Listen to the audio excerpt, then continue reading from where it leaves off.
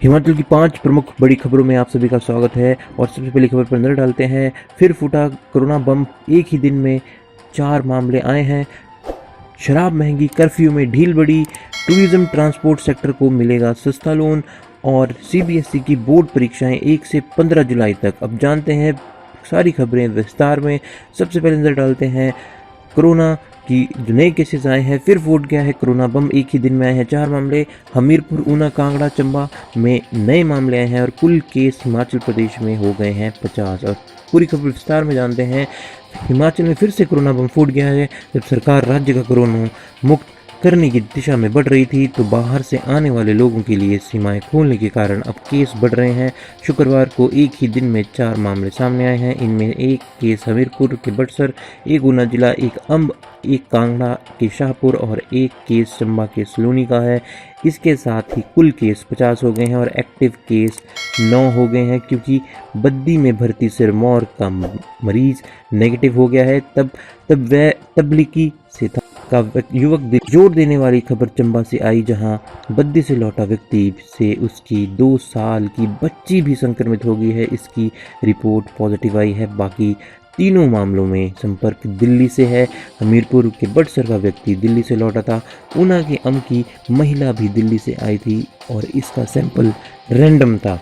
शाहपुर का युवक दिल्ली में कुरियर सर्विस में था और अप्रैल के आखिरी सप्ताह में घर लौटा था। वहीं अर्धसैनिक बलों में 514 जवान संक्रमित हैं, 5 की मौत हो चुकी है और 24 घंटे में 3,390 नए केस आए हैं पूरे भारत में। अब डालते हैं जो दूसरी खबर पर। शराब महंगी होगी, कर्फ्यू में ढील बढ़ी है। इसमें दिन में 7 घंटे हटेगा कर्फ्यू।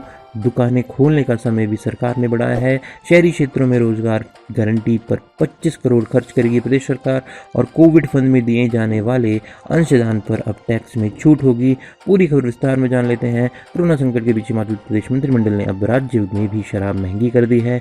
शराब पर कोविड सेस लगाया जाएगा, जबकि पेट्रोल व डीजल पर भी प्रति डीजल 1 रुपया। पिछली कैबिनेट में भी बढ़ोतरी हुई है। इसके साथ ही सरकार ने कर्फ्यू में छूट का समय भी बढ़ाने का फैसला किया है। मंत्रिमंडल ने कर्फ्यू छूट अवधि 5 घंटे से बढ़ाकर 7 घंटे करने की मंजूरी दे दी है। माइनिंग और फॉरेस्ट क्लियरेंस जल्द दे देगा। स्किल डेवलपमेंट एक्सीलेंस सेंटर की भी मंजूरी दी है। मुख्यमंत्री जयराम ठाकुर की अध्यक्षता में हुई मंत्री बैठक में प्रदेश में अब शराब की बिक्री पर अतिरिक्त लाइसेंस फीस कोविड सेस लगाने का निर्णय ले लिया गया है। अब देशी शराब प्रति बोतल 5 रुपये शुल्क और IMF प्रति बोतल 10 रुपये, भारत में निर्मित बियर या RDT प्रति बोतल या कॉर्न पर 5 रुपये, विदेशी और आयातित शराब पर बोतल पर 25 रुपये इसी तरह सेस बढ़ाया गया है। मंत्रिमंडल ने यह भी निर्णय लिया कि उद्योग L19 लाइसेंस द्वारा सस्ता उत्पादों को बनाने के लिए प्रयोग किए जाने वाली सभी प्रकार की स्पिरिट पर आयात शुल्क 10.5 रुपये से बढ़ाकर 15 रुपये प्रति लीटर किया जाएगा।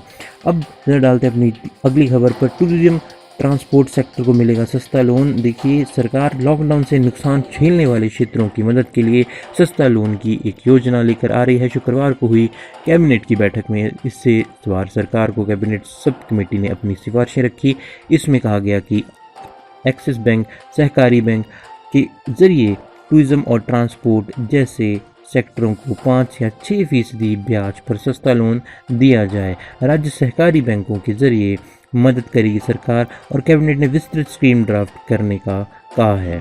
आगे अगली खबर पर नजर डालते हैं। सीबीएसई की बोर्ड परीक्षाएं 1 से 15 जुलाई तक।